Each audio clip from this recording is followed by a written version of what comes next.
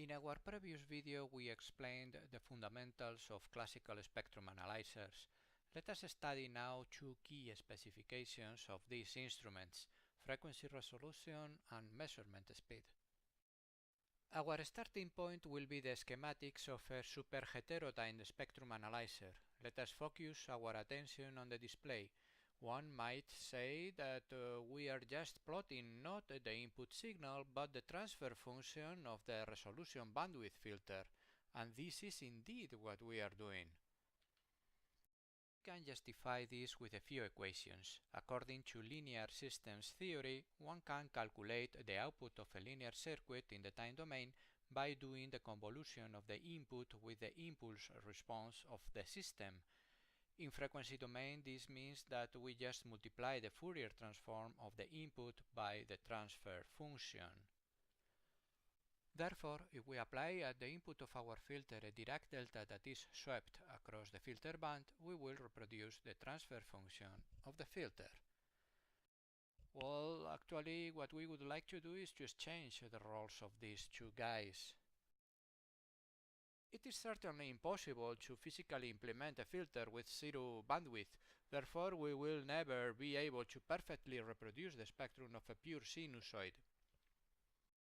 But we might want just better spectral estimation. For instance, we might need to resolve two signals with very similar frequencies, or we might be interested in measuring narrowband signals that are not fully monochromatic. Let us assume that we are measuring the spectrum of two sinusoids with the default configuration of our spectrum analyzer. Then we might see something like this. But we could improve the estimation by reducing the bandwidth of the resolution bandwidth filter. Let us do it. Now we can detect both signals much better, and even more, we can see that we have improved the signal-to-noise ratio. This is because we are now integrating less noise, but we get this at the expense of a longer measurement time.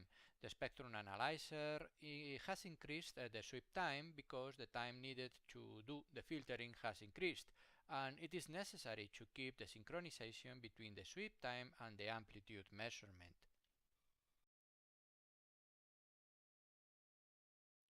We might want to estimate how long a signal gets through the passband of an analog filter with a simple model.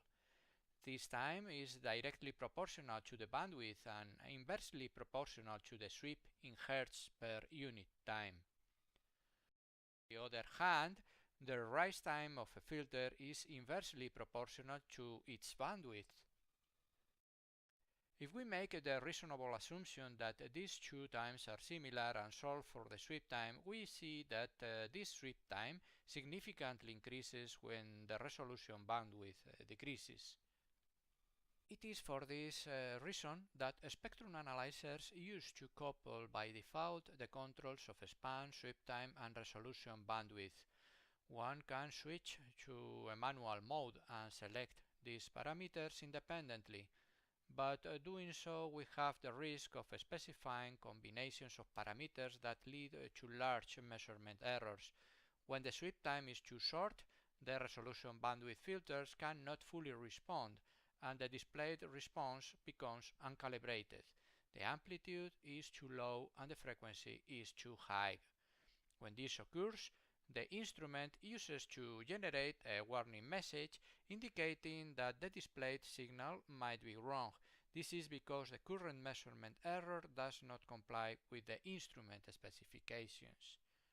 Sometimes it is worth to accept a loss in accuracy to obtain a quicker result. This might happen when measuring very broadband signals like noise or signals generated by either pulse radars or digital communication systems. On the other hand, the model we used to estimate the sweep time is based on the assumption that the IF filters are analog. Most modern spectrum analyzers use now digital filters and other refinements to correct for the signal distortion produced by too fast sweeps. This helps to speed up considerably the measurement time. But anyway, it is clear that with a classical spectrum analyzer, any improvement in resolution can only be made at the expense of a significant increase of the measurement time. In the next video, we will illustrate all this using a high-end spectrum analyzer.